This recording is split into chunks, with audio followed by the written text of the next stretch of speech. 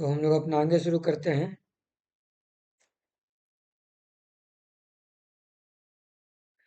तो हमने कल जो देखा था उसमें यह था अभिक्रिया के बारे में कि संयोजन अभिक्रिया कैसे कैसे काम करती है। ठीक है। तो हमने पूरा संयोजन अभिक्रिया का डिटेल्स देखा था।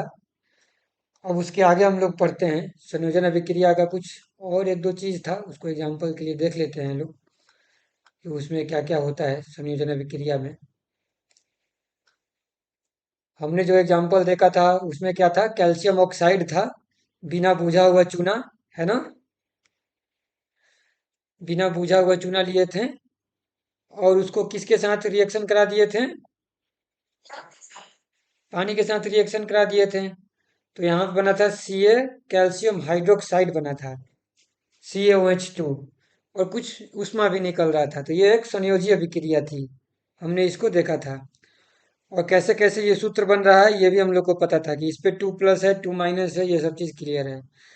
इसके बाद कैल्शियम हाइड्रोक्साइड जब ये अपना बन जाता है पानी में मिलाने के बाद, तो ये हवा में उपस्थित कार्बन डाइऑक्साइड से रिएक्शन करता है। जब हम लोग पेंट कर देते हैं अपने दीवार पर तो क्या बनाता है, कैल्शियम कार्बोनेट बना लेता है, CaCO3। ये भी पता है कि CaCO3 क्यों लिख रहे हैं, क्योंकि Ca2+ होता है और CO3 2- हो जाता है।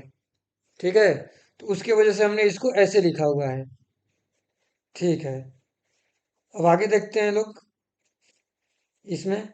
इसके आगे में क्या है, इसके आगे में है, हमने अगला एग्जाम्पल जो देखा था कार्बन था, कि कार्बन ऑक्सीजन के साथ रिएक्शन किया था तो क्या बनाया था, CO2। ये भी संयोजन अभिक्रिया थी। इसके अलावा पानी का भी देखे थे संयोजन अभिक्रिया में। इसके बाद हमने ये भी देखा था ना, कार्बन जो मीथेन था, मीथेन का जलना, CH4, ये एक मीथेन था। इसको हम लोग जलाए थे, तो जलाए थे ऑक्सीजन के साथ तो ये CO2 बन गया था, बन गया था ना। हाँ। इसके अलावा हाँ, हाइड्रोजन निकल रहा था, CO2, और हाइड्रोजन था और पानी भी था, सब पानी पानी था इसमें। ठीक है, पानी निकल रहा था, CO2 और पानी। दूसरा हमने ये देखा था, एक चीज जो था हम लोग को ये देखने के लिए, एक और एग्जाम्पल, एग्जाम्पल में ये था कि एक एग्जाम्पल हमने देखा था, क्या चीज का था वो, पहले देखे थे हम लोगों ने संयोजन अभिक्रिया से पहले, जिसमें कि जो ग्लूकोज था, ग्लूकोज का निर्माण करता था कौन, प्रकाश संश्लेषण की अभिक्रिया देखे थे लोग ना। उसमें क्या हो रहा था कि कार्बन डाइऑक्साइड का रिएक्शन होके क्या बन जाता था, ग्लूकोज बन जाता था, बनता था ना, ऐसा कुछ। कार्बन डाइऑक्साइड था, वो अपना रिएक्शन करके बना लेता था। हो गया वो,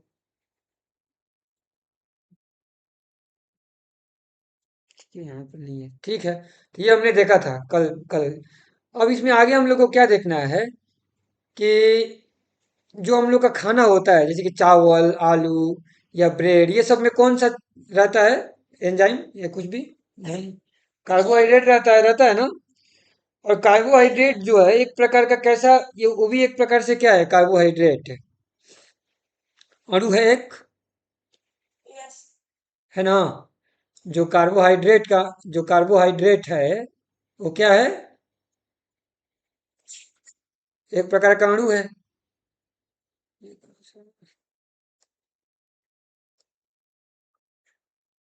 अब जो कार्बोहाइड्रेट है ये, मतलब कि ये बताओ सिंपल है कि कॉम्प्लेक्स अणु है, कैसा है, सिंपल मॉलिक्यूल की कॉम्प्लेक्स मॉलिक्यूल, साधारण की जटिल, क्या बोलेंगे इसको, जटिल है। ठीक है ना। जो कार्बोहाइड्रेट होता है ये क्या है, जटिल होता है। इसको मतलब कि ऐसे ही नहीं उपयोग करना होता है हमारे शरीर में। जब हम लोग खाना खाते हैं चावल वगैरह या कुछ भी, तो कार्बोहाइड्रेट हमने लिया, लेकिन कार्बोहाइड्रेट को एंजाइम्स के द्वारा, पाचन के द्वारा तोड़ करके क्या चीज में बदल दिया जाता है, ग्लूकोज में। ग्लूकोज हल्का होता है थोड़ा सा, ठीक है, तो इसको ग्लूकोज में तोड़ दिया जाता है। ग्लूकोज क्या होता है, अगर ग्लूकोज का हम लोग यूज करते हैं तो शरीर को ज्यादा मेहनत नहीं करना पड़ता है, सीधे इससे ऊर्जा क्या कर लेता है, ये ले सकता है। एनर्जी ले सकता है। हम लोगों ने ये भी देखा था जब 9th क्लास का बायोलॉजी पढ़ रहे थे लोग तो, कि सबसे आसान क्या रहता था, एटीपी रहता था ना। वो सबसे सिंपल हो गया एक प्रकार से, इतना सिंपल हो गया है कि तुरंत जैसे ही हम लोग मतलब कि कुछ काम करना शुरू करते हैं, हम लोग थकते हैं, तो हम लोग को ऊर्जा सीधे कहाँ से मिलता है, वही एटीपी से। ये नहीं कि हम लोग जो उसी समय खाना खा लेंगे तो हमको ऊर्जा मिल जाएगा, नहीं ना। इसमें संचित होकर स्टोर है, ताकि हम लोग कोई भी काम करना शुरू करेंगे तो तुरंत उससे मिल जाएगा, है ना। जैसे सिंपल सा मैंने एग्जांपल दिया था कि भाई हमको कोई, हम लोग पहले से कमा के कुछ घर में भोजन वगैरह रखते हैं, क्यों? क्योंकि भूख लगेगा तो बना के खा लेंगे, चावल वगैरह रखे हैं। ऐसा थोड़ी करेंगे कि भाई हमको जब भूख लगा तो पहले कमाने जाएंगे, ऐसा नहीं ना, नहीं होगा। तो वही काम यहाँ पे होता है कि कार्बोहाइड्रेट, आलू या जो भी बाहर में चावल ये सब चीज है, हम खा लिए, खा के शरीर उसको ग्लूकोज में ये कर दिया, लास्ट में एटीपी के रूप में कोशिका में रखे रहता है। क्योंकि जब हम लोग कुछ भी पढ़ाई कर रहे हैं, अभी दिमाग लगा रहे हैं, तो शरीर में ऊर्जा तो खत्म हो रहा है, लेकिन खाना तो नहीं खा रहे हैं ना। फिर ऊर्जा कैसे मिल रही है? क्योंकि शरीर ने पहले से ऊर्जा स्टोर करके रखा हुआ है, ठीक है ना। कुछ समय तक, कुछ दिन तक नहीं खाएंगे तो भी काम चल जाएगा, है कि नहीं। लेकिन वही होता है कि हम लोग पहले से अपना स्टोर करके रखे रहते हैं ताकि काम चलते रहे निरंतर, फिर अभी खा लेते हैं तो फिर अपना स्टोर हो जाता है, फिर आगे चलते रहे ऐसे। तो होता क्या है, ऊर्जा प्राप्त करने के लिए क्या होता है, जैसे कि सिंपल सा चीज है, शरीर में जब हम लोग सांस लेते हैं तो शरीर तो पूरा काम कर रहा है। इनफैक्ट बात तो ऐसी है ना कि हम लोग सो जाते हैं फिर भी शरीर क्या कर रहा है, काम तो कर रहा है। लगातार सांस ले रहे हैं हम लोग, शरीर लगातार काम कर रहा है, हम लोग को पता भले नहीं चल रहा है, लेकिन काम तो हो रहा है ना, काम हो रहा है। और जब काम हो रहा है तो उसके लिए क्या क्या हो रही होगी, ऊर्जा लग रही होगी काम करने में। तो काम करने में जो ऊर्जा चाहिए होता है, वो अभिक्रिया जो रहती है, ऑक्सीजन आता है, ऑक्सीजन से रिएक्शन होता है ग्लूकोज का, उसी से ऊर्जा बनता है। ऊर्जा निकलती है और कार्बन डाइऑक्साइड भी निकल जाती है। तो कार्बन डाइऑक्साइड बिना काम का होता है, तो उसको हम लोग क्या कर देते हैं, शरीर फिर से बाहर निकाल देता है और ऊर्जा का इस्तेमाल कर लेता है शरीर के किसी भी काम को कंप्लीट करने के लिए। तो रिएक्शन देखते हैं लोग, रिएक्शन में क्या होता है, ग्लूकोज है अपने पास C6H12O6, ठीक है। इसका रिएक्शन कराया क्या, किस चीज के साथ, ऑक्सीजन के साथ, क्या बनेगा, कार्बन डाइऑक्साइड, ठीक है, और पानी, और क्या चीज, ऊर्जा, एनर्जी। एनर्जी का तो हम लोग उपयोग कर लेते हैं, है ना। लेकिन इसमें देखो इसका क्या होगा, यहाँ पे अभी संतुलित नहीं है ना, इसको संतुलित कर दो, कैसे होएगा संतुलित, CO2 में तीन से, CO2 में तीन से क्यों करेंगे,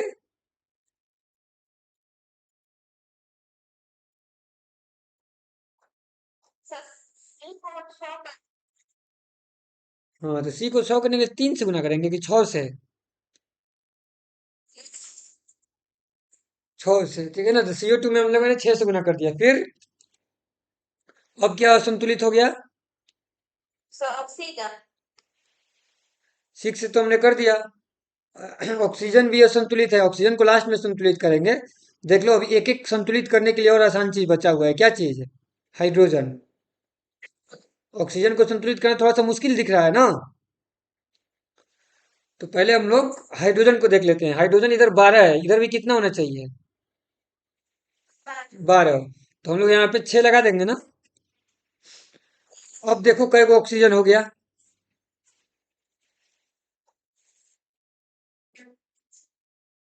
कितना हो गया, इस साइड में 6 दूनी 12 और 12 18 को हो गया ना।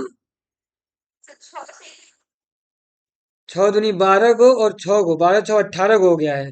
तो 6 को तो यहाँ पे पहले से है ही, और 6 को कर, और 12 को चाहिए, तो और 6 से कर दिए ना। तो एक स्टेप पे कार्बन को फिक्स किए, दूसरा पे हाइड्रोजन को फिक्स किए, और तीसरा पे ऑक्सीजन को, ठीक है। तो जब भी संतुलित करना है तो ध्यान रखना है कि हमको सबसे पहले उसको संतुलित करना है जो अकेले अकेले संतुलित हो जाए, बिना किसी दूसरे को छेड़खानी किए हुए, ठीक है ना। इस प्रक्रिया को ध्यान पे रखना है, क्योंकि दूसरा को एक साथ बहुत को करने की कोशिश करेंगे तो बस हो गया फिर गड़बड़ी, है ना। तो ये दोनों अभिक्रिया को हम लोगों को बहुत ध्यान पे रखना है। ऊपर वाला अभिक्रिया में क्या था कि किस प्रकार से प्रकाश संश्लेषण की क्रिया में जो कार्बन डाइऑक्साइड था, वो कार्बन डाइऑक्साइड किस चीज में बन रहा था? ग्लूकोज में। संतुलित इसलिए किया जाता है ताकि हम लोग को पता चले कि अभिक्रिया करने के लिए वास्तव में कितना चीज रहेगा तो कंप्लीट हो जाएगा, कुछ चीज बचेगा नहीं। हम उतना लाएं और उतना खत्म हो गया। नहीं तो हमको पता नहीं चलेगा कि अभिक्रिया, अब मान लो कोई अभिक्रिया कराना है, हमको कोई सामान चाहिए, तो हम कितना सामान लेंगे और कौन सी अभिकारक कितना मात्रा में लेंगे, पता चलेगा क्या? नहीं चलेगा ना। जो बाद में असाइन जो वैज्ञानिक लोग होता है, उन लोगों को जब अभिक्रिया करनी होती है, दवा बनाना होता है, तो दवा बनाना है, तो अब मान लो कि हमको कोई दवा बनाना है। अब हमको पता नहीं रहेगा कि कितना से कितना रहेगा, क्या चीज हो जाएगा दवा में, कुछ एक्स्ट्रा भी बच जाएगा तो बढ़िया है क्या? एक्स्ट्रा भी नहीं बचना चाहिए। लोग बोलते हैं कि अरे दवा एक से नहीं पेट भर रहा है, चलो दो और खा लेते हैं। वैसा कुछ नहीं होता है। दवा में क्या होता है, जो चीज जितना मात्रा में है उतना ही मात्रा में रहना चाहिए और पूरा पूरा कंप्लीट हो जाना चाहिए, बाकी चीज तो बचना ही नहीं चाहिए ना। कंप्लीट जो काम है उतना काम हो जाना चाहिए। अगर किसी चीज को रखना भी है तो हम जान बूझ के रखना होगा तो रखेंगे, नहीं तो नहीं रखेंगे, है ना। जानबूझ के अगर हमें समझ में आ रही है चीजें कि ये चीज एक्स्ट्रा भी रहना चाहिए, तो हम उसको एक्स्ट्रा रख देंगे। अगर एक्स्ट्रा नहीं चाहिए तो हमको हर चीज का मात्रा पहले से मालूम होना चाहिए ना। तो हर चीज का एक्यूरेट मात्रा मालूम करने के लिए ये अभिक्रिया किया जा रहा है। जैसे कि यहाँ पे हमको पता चला कि हमको भाई कार्बन डाइऑक्साइड गैस चाहिए, ये जो है यहाँ पे 6 मोल कार्बन डाइऑक्साइड गैस चाहिए। अब मान लो हमको पता चल गया ना, है कि हमको 6 मोल क्या चाहिए, कार्बन डाइऑक्साइड गैस चाहिए। तो हम लोग क्या करेंगे, 1 मोल क्या लेंगे, ग्लूकोज लेंगे, और 6 मोल ऑक्सीजन, ऑक्सीजन अभिकारक के रूप में। अगर हमको 6 मोल, समझो इस चीज का एग्जाम, ये क्वेश्चन ठीक है, इस क्वेश्चन का पूरा पूरा देख लेते हैं लोग मीनिंग। जैसे कि मान लो कि हमको पता चला कि भाई हमको पानी बनाना है। पानी बनाने के लिए क्या होता है, H2 + O2 से क्या बनता है, H2O। इस चीज को ध्यान से समझते हैं लोग कि क्यों संतुलित करते हैं लोग। अभी ये संतुलित नहीं है, ठीक है। अब मान लो कि हम लोग इसको क्या करते हैं, इस चीज को ध्यान से देखना। संतुलित करने के लिए क्या करना पड़ेगा,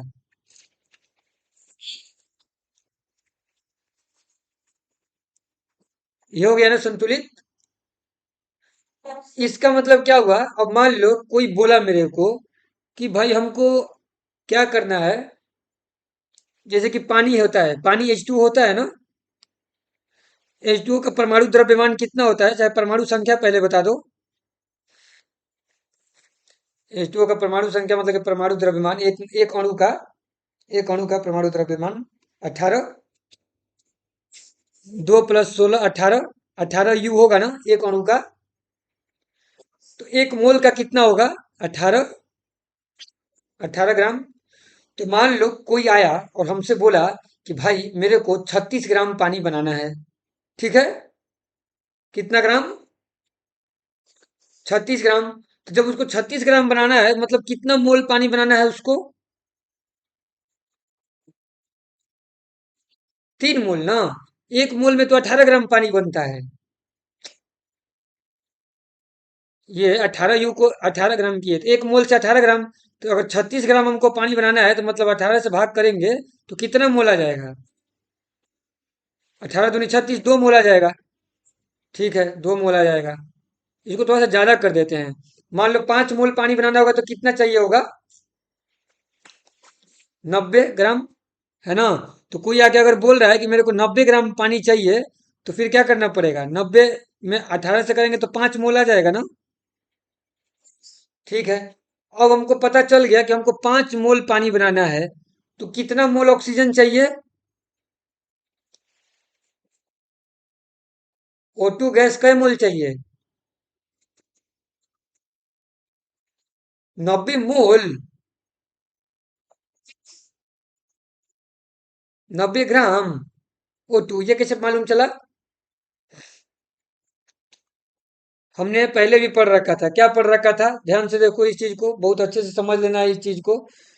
ये अभिक्रिया क्या बता रही है? ये अभिक्रिया ये बता रही है कि तुम्हारे पास अगर दो गो हाइड्रोजन का अणु है और एक गो ऑक्सीजन का अणु है, तो कई गो पानी का अणु बनेगा?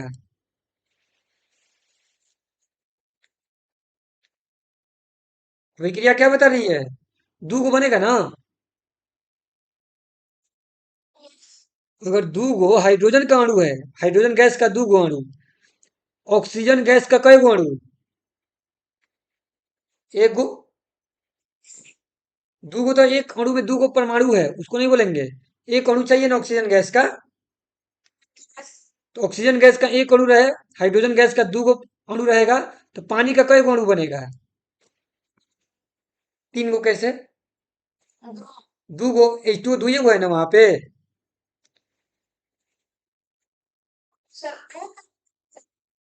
कौन सा वो का एक कहाँ चला गया? अणु का बात हो रही है, अणु का। अणु अणु। ठीक है। कोई बोलेगा इस अभिक्रिया में इधर कुल कई गो अणु है? तीन गो है। दो गो हाइड्रोजन गैस का अणु है और एक गो ऑक्सीजन गैस का अणु है। इधर कुल कई गो अणु है? ये हाइड्रोजन का उधर दो है ही नहीं, उधर हाइड्रोजन कहाँ है अभी उत्पाद में? उत्पाद में केवल पानी है। पानी है, अणु के रूप में सिर्फ पानी है। हाइड्रोजन पानी के अंदर में परमाणु के रूप में है, वो अलग बात है। ठीक है। अणु किसका है? अणु क्या चीज है? पदार्थ क्या चीज है? पानी। समझ में आ रही है बात? ध्यान से इस चीज को समझना। अभी भी तुम लोग इसको एक साथ में लीपापोती कर रही है लोग, नहीं समझ में आ रहा है तुम लोग को। ध्यान से देखो, क्वेश्चन ये सही है कि इस पे भले इसको डिस्कस करके पूरा समझते हैं लोग।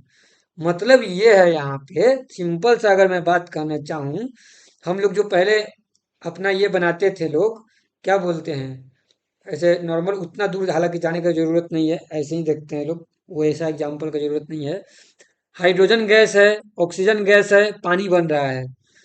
तो हमने यहाँ पे तीन अणु लिया है, इधर में कुल कितना अणु है? तीन अणु। इधर में कुल कितना अणु बना है उत्पाद में?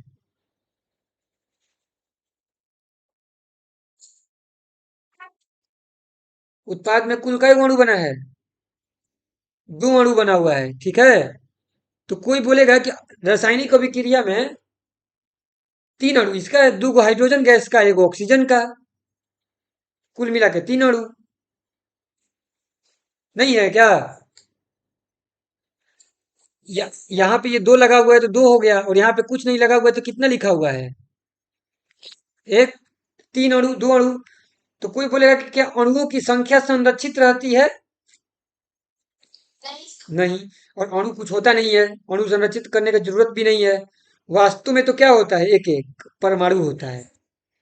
परमाणुओं की संख्या दोनों तरफ संरक्षित है। इधर हाइड्रोजन दो चार गो है, तो इधर भी कई गो हाइड्रोजन है?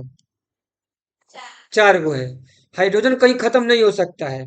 तो अणु अलग अलग हो सकते हैं, वो अलग बन भी गया है। इधर हाइड्रोजन है, इधर ऑक्सीजन है, ये अपना पानी बन गया है। दोनों का अलग अलग प्रकृति भी है, हाइड्रोजन जलता है, ऑक्सीजन जलाता है, और पानी बुझाता है ना? पदार्थ ही बदल गया है। बात समझना है, पदार्थ ही पूरी तरीके से क्या हो गया है? बदल गया है। तो यहाँ से तीन अणु से दो अणु बन गया है। अगर मैं इसको ऐसा भी कहता, अगर अणु में बात ना करता, अगर मैं मान लो कि इसको अलग अलग भी लिख सकता हूँ कि इसका दो अणु है, तो इसका कितना अणु है ऑक्सीजन गैस का? एक अणु है। तो दो अणु बना है पानी का।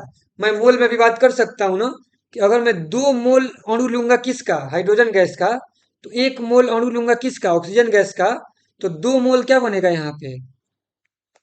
जल बनेगा। है ना? बात समझ में आ रही है ना? ठीक है। अब जब यहाँ पे ये चीज आ गया, यहाँ पर इतना आ गया कि ये अभिक्रिया हो रही है, तो अब ध्यान देना है यहाँ पे कि मैंने बोला था कि पानी अपने को कितना बनाना था? 90 ग्राम। 5 मोल यानी कि 90 ग्राम। तो जब हमको ये 5 मोल बनाना है, तो अब बताओ यहाँ पे ऑक्सीजन कितना मोल लेना पड़ेगा?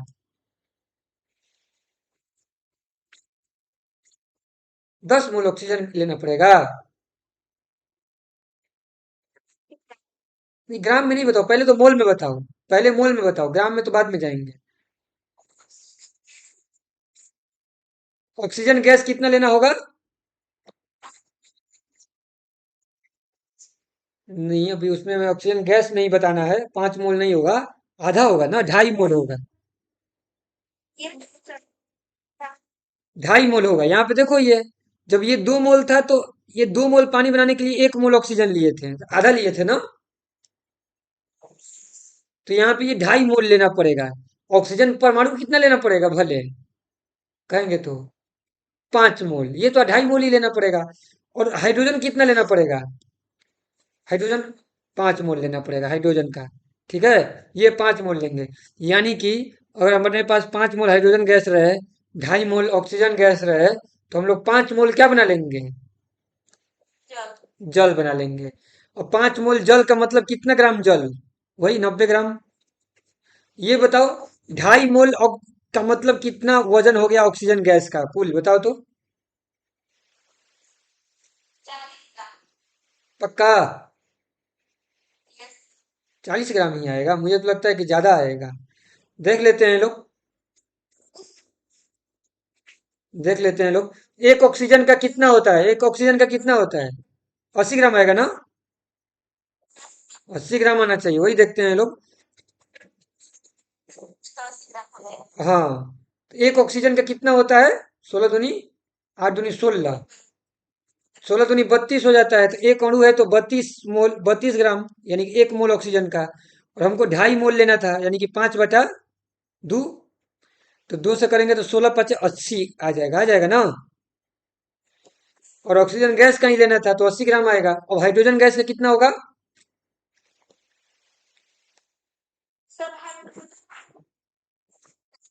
10 ग्राम। एक हाइड्रोजन गैस का कितना होता है? 2 ग्राम। एक हाइड्रोजन परमाणु का 1 ग्राम होता है, 1 मोल का। और एक एक मोल हाइड्रोजन गैस का कितना हो जाएगा? 2 ग्राम। तो जब 2 ग्राम हो जाएगा तो ये 10 ग्राम हो जाएगा, ना। देखो, वजन संरक्षित है। 10 ग्राम 80 ग्राम मिल के कितना ग्राम हो गया? 90 ग्राम। इसको तो बराबर आना ही था। 5 मोल 2.5 मोल मिल के 5 मोल हो गया, ये संरक्षित नहीं रहेगा ना संख्या के रूप में, क्योंकि ये अणुओं की संख्या है, वो संरक्षित नहीं रहती है।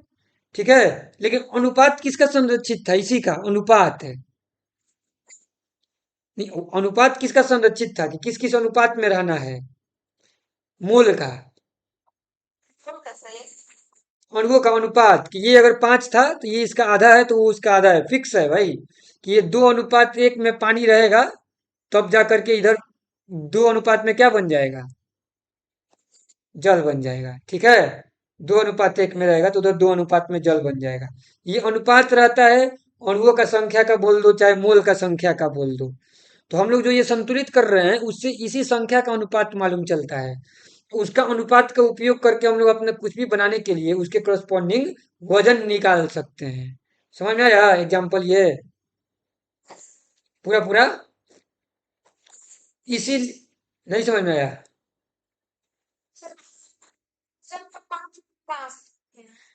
हाइड्रोजन का 5 मोल इसलिए लिखा है क्योंकि यहाँ पे ये दिख रहा है कि 2 अणु है, तो 2 अणु हाइड्रोजन गैस का भी लेना पड़ रहा है।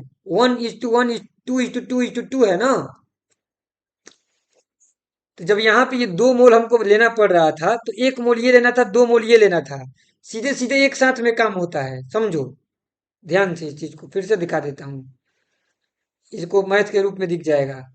हमको ये दिख गया यहाँ पे अभिक्रिया का, जब हम लोग अभिक्रिया को संतुलित कर देते हैं, तो हमें ये दिख जाता है कि जब ये 2 अणु है, 2 अणु हाइड्रोजन का, 1 अणु ऑक्सीजन का, 2 अणु पानी का बनेगा। तो जब भी अब हमको अभिक्रिया कराना होगा तो इसको इसको अगर 1 गुना है तो उसके ये 2 गुना लेंगे। ये 1 लेंगे तो ये 2 लेंगे, तभी इधर कितना बनेगा? 2 बनेगा, है ना। इधर अगर हम लोग 4 लेंगे तो ये कितना लेंगे? 8 लेंगे, तो ये कितना बनेगा? 8 बनेगा, है ना। है कि नहीं? सिंपल सा चीज है ये। अगर मान लेते हैं कि इसको अगर हमने 10 लिया है तो इसको कितना लेंगे? 5, तो ये कितना बनेगा? 10। तो ये अनुपात समझ में आ रहा है ना, अनुपात क्या कहना चाह रहा है। 2:1 में दो दो दो दो एक है, वैसे वैसे अनुपात का सिंपल सा ये काम होता है कि अनुपात में हम लोग उसको कैसे करते हैं लोग। इसका मतलब ये हुआ है, अगर भाग में भी बांटना है तो भाग में बोल सकते हैं।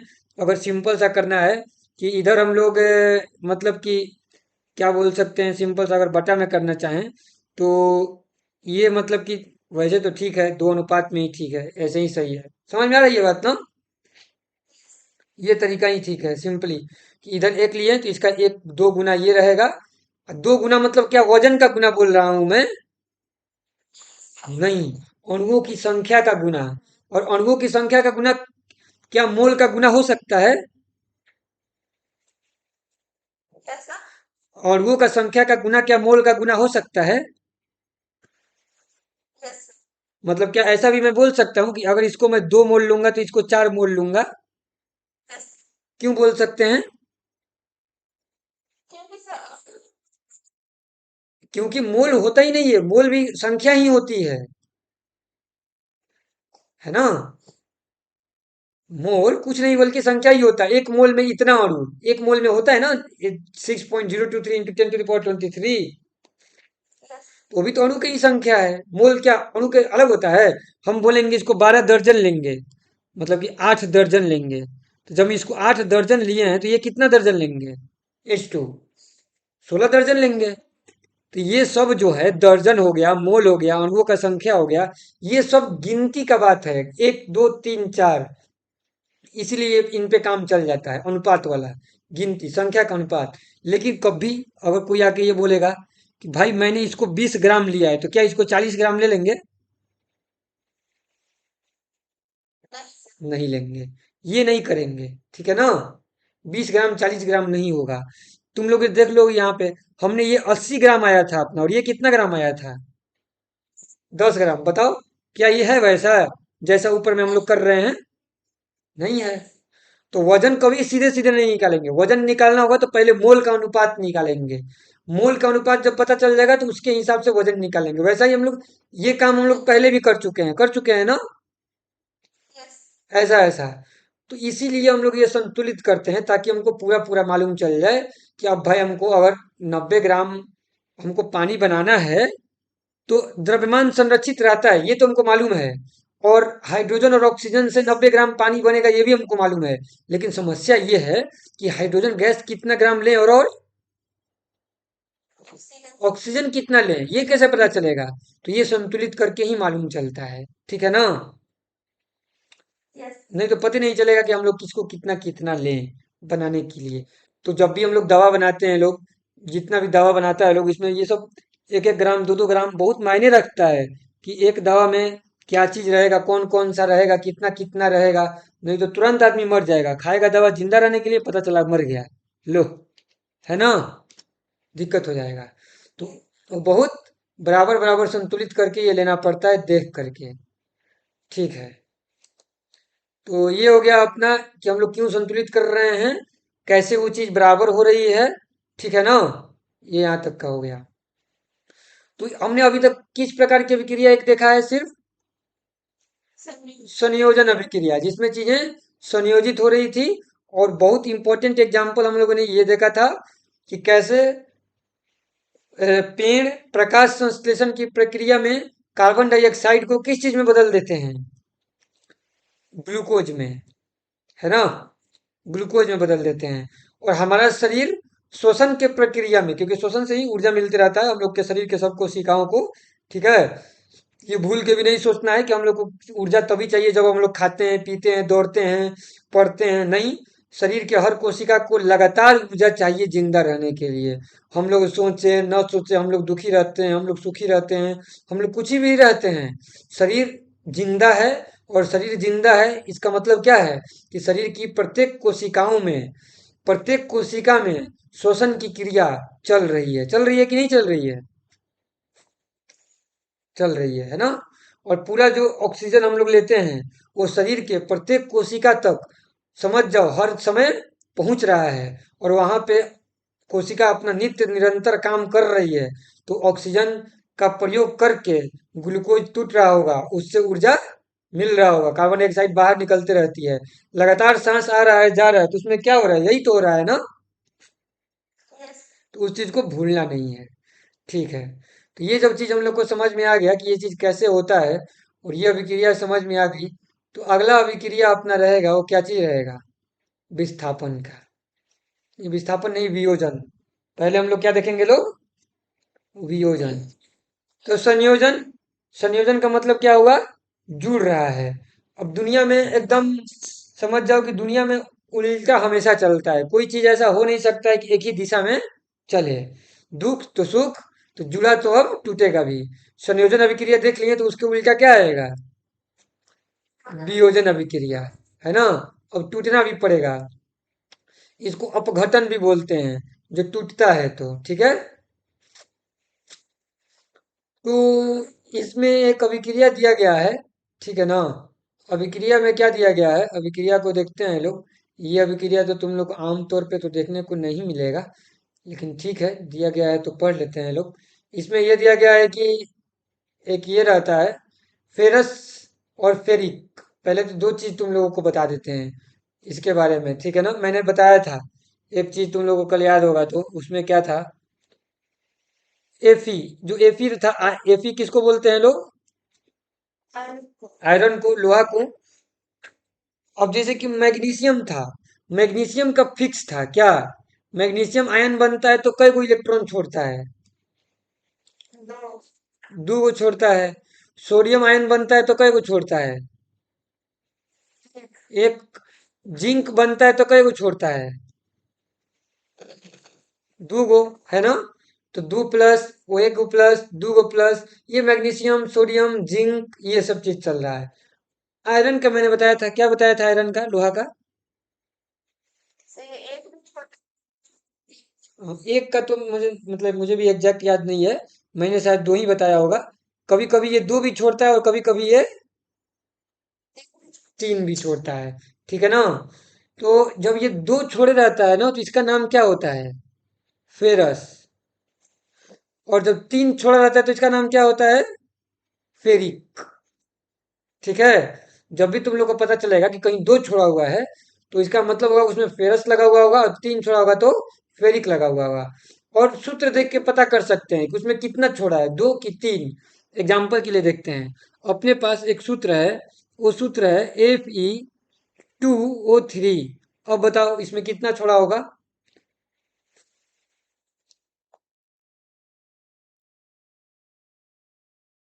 कितना छोड़ा होगा, हैं। तीन, क्यों तीन छोड़ा होगा,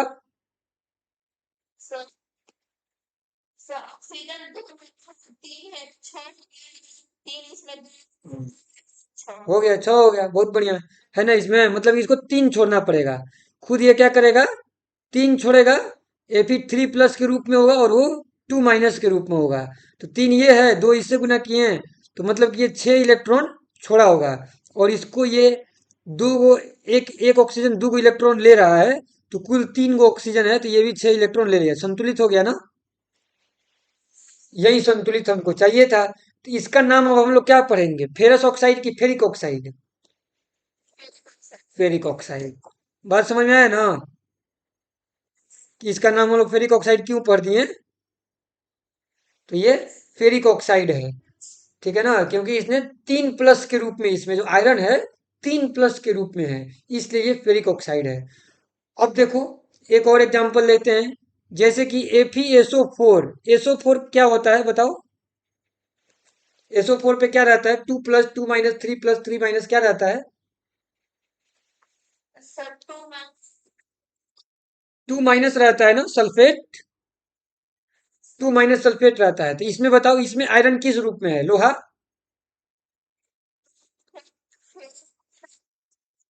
फेरस के रूप में है, ये दो प्लस में होगा, और SO4 क्या होगा, दो माइनस में होगा। अब इसका नाम बता दो, फेरस सल्फेट, सल्फाइड नहीं, सल्फेट ही रहेगा, ठीक है ना। SO4 टू माइनस है, तो सल्फेट, तो फेरस सल्फेट है। समझ में आया ना बात। तो ये फेरस हुआ और यही फेरस यहाँ पे फेरिक बन गया है। तो इसी का प्रयोग करके यहाँ पर एक वियोजन अभिक्रिया दी गई है। और मतलब देख लो, इसको ध्यान से देख लो लोग, किसी को डाउट है तो इसमें पूछ सकते हो लोग कि ऐसा क्यों हो रहा है। 1 मिनट के लिए इस पे सोच लो लोग।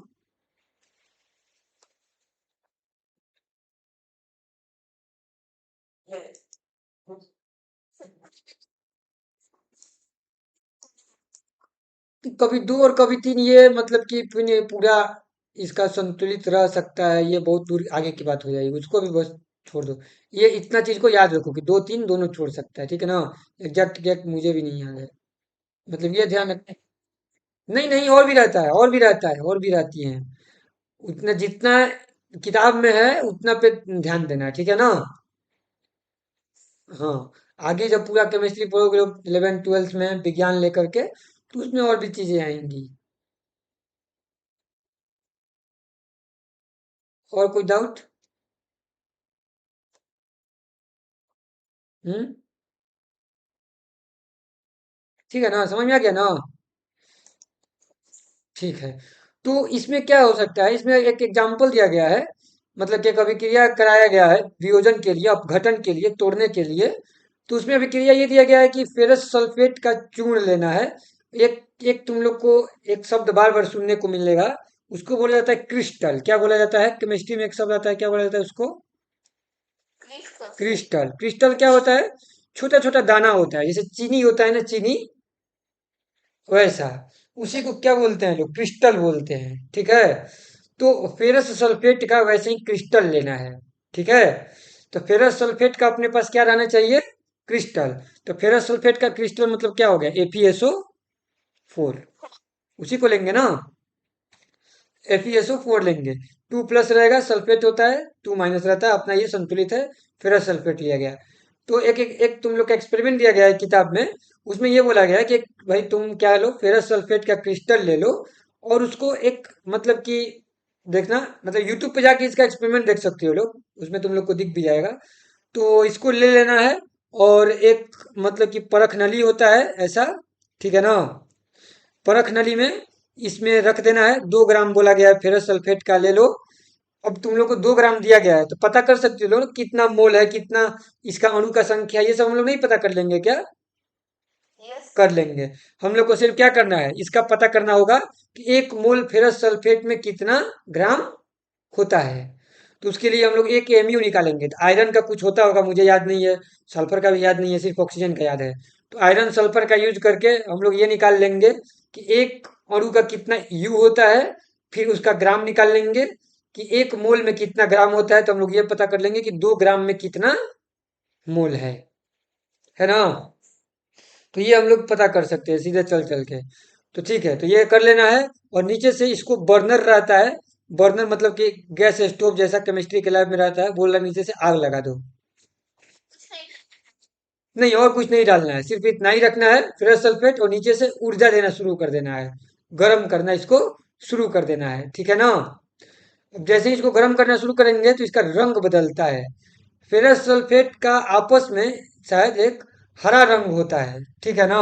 अब हरा रंग कोई रंग में चेंज हो जाएगा। इसको चेक करना लोग कि इसका क्या रहता है, कैसे रंग में इसका चेंज होता है, ठीक है। यूट्यूब पे इसको चेक करने की कोशिश करना लोग कि FeSO4 कैसे इसका रंग में बदलता है, क्या रंग उसका आता है। चेक करके मेरे को बताना लोग। एग्जैक्ट रंग मुझे भी याद नहीं है। और इससे गंध भी निकलता है।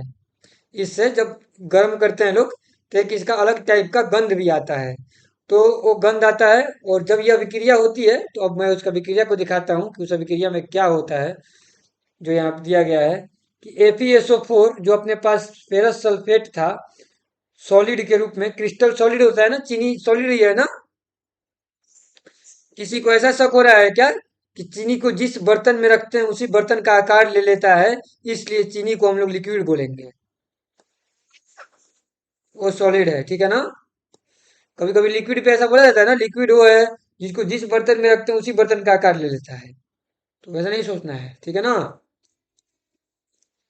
नहीं नहीं, चीनी का नहीं है ये। इसमें अरे यार, उसमें तुम लोग लोहा खाती है क्या चीनी में? ये दूसरा क्रिस्टल है, ठीक है ना। चीनी में लोहा नहीं खाते हैं लोग। चीनी ग्लूकोज ग्लूकोज रहता है, कार्बन और वन, ठीक है। लोहा नहीं खाते हैं लोग, फेरस सल्फेट है, खाना नहीं है इसको चीनी समझ के। ठीक है। FeSO4, तो ये एक क्रिस्टल है, एक्सपेरिमेंट करने के लिए हम लोग के पास दिया गया है। FeSO4, इस पे हम लोग उष्मा करेंगे, गर्मी, हीट देंगे, तो क्या बनेगा? जो ऊपर में मैंने बताया था, Fe2O3, ferric oxide. Ferrous sulphate था ना, और फेरिक ऑक्साइड बन गया। हाँ बोलो।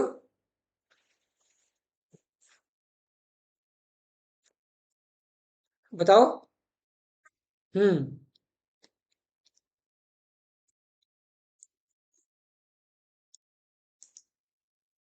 अब इसमें देखो, इस चीज को बता दे रहे हैं, इस चीज के लिए ये है कि इस चीज को तुम लोगों को धीरे धीरे, जो अलग टाइप का एक्सपेरिमेंट मतलब कि अभिक्रिया आएगी, उसको याद रखना होगा।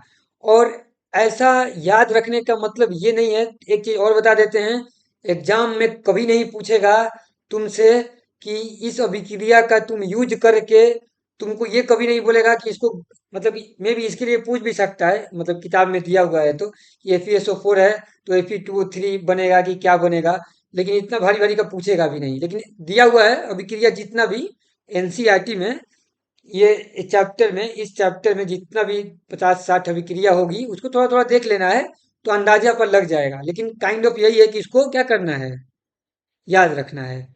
ठीक है ना? सूत्र मैंने बता दिया कि ये सूत्र इसका ऐसे रहता है। लेकिन अब इसको गर्म करने पे वैज्ञानिकों ने क्या किया है, इसको गर्म किया है, गर्म करके उसको दिखा है, वैज्ञानिकों लोगों ने चेक किया है, तो उन लोगों को दिखा है कि ये बना हुआ है, और उसका ये सूत्र है। बात समझ में आया? तो ये करके ये ऐसा दिया हुआ है, इसका ऐसा बिल्कुल नहीं है कि ये ऐसा ही बनेगा।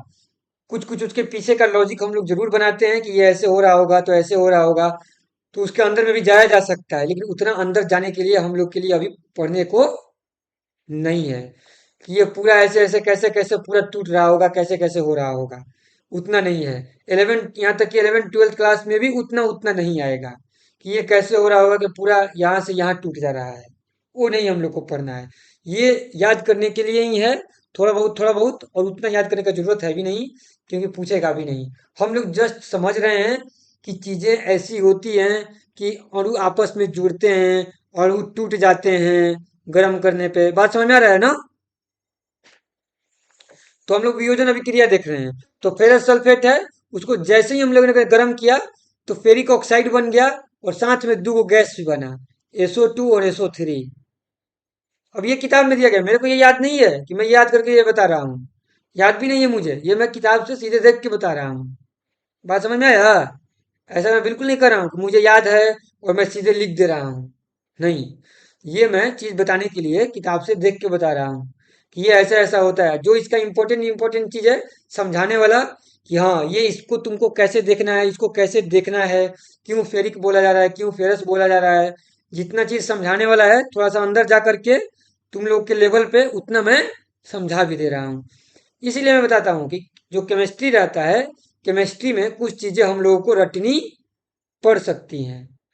ठीक है। गणित में बहुत कम रटना पड़ता है, नहीं रटना पड़ता है। फिजिक्स में भी नहीं रटना पड़ता है, समझ जाते हैं लोग पूरा पूरा।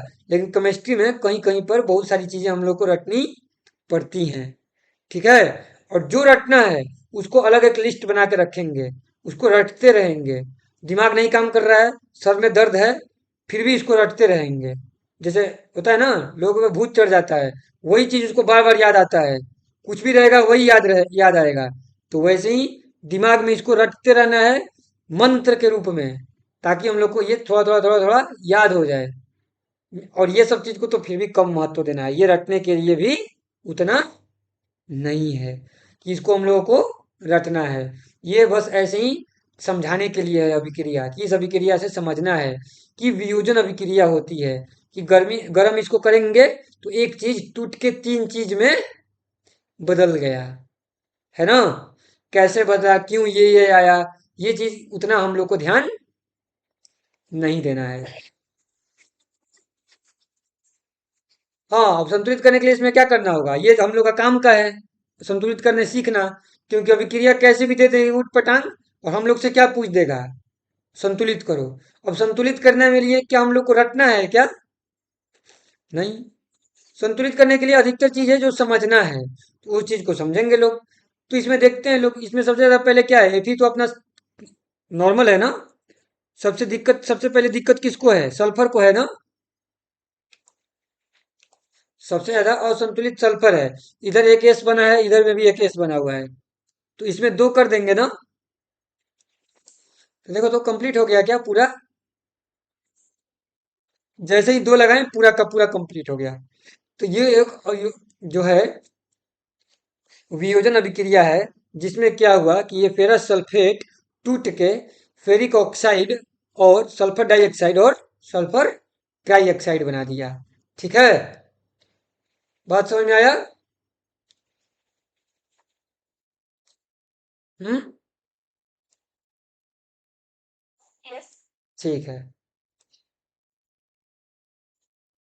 अब इसमें जो एक इम्पोर्टेंट चीज और है, जो रंग बदलता है ना, ये रंग ऐसे ही नहीं बदलता है। रंग बदलने के पीछे इसका एक कारण है। देखते हैं लोग, अभी एक्सपेरिमेंट को देख भी लेंगे। ठीक है ना, अभी पता चल जाएगा। मैंने बताया था ना कि FeSO4 का अपना रंग क्या होता है, हरा। अब हरा जब रंग होता है ना इसका, तो इसके पास इसके साथ में कुछ मतलब कि अलग चीजें होती हैं। क्या होती हैं, एक चीज तुम लोग को दिखा रहे हैं, ये तुम लोग को अलग चीज देखने को मिलेगा, ध्यान से देखना लोग। FeSO4 है ना ये, फेरस सल्फेट, इसके साथ में क्रिस्टलीय जल लगे रहते हैं, 7H2O। ठीक है, 7H2O। ये एक साथ में ये सूत्र है, ये क्या है, एक साथ में ये सूत्र है। इसी को बोलते हैं हम लोग क्या चीज, फेरस सल्फेट का क्रिस्टल। क्रिस्टल है जिसके साथ पानी है। पानी जब तक है तभी तक इसका रंग क्या है, हरा है। अब जैसे ही इसको गर्म करते हैं तो क्या निकल जाता है इसमें से, पहला नंबर काम, पानी निकल जाता है भाप बन के। और साथ में ये भी टूट जाता है ना। सल्फर डाइऑक्साइड, ट्राइऑक्साइड और Fe2O3। बात समझ में आया। तो ये चीज होती है। तो इसको तो यहीं तक इसको खत्म कर देते हैं।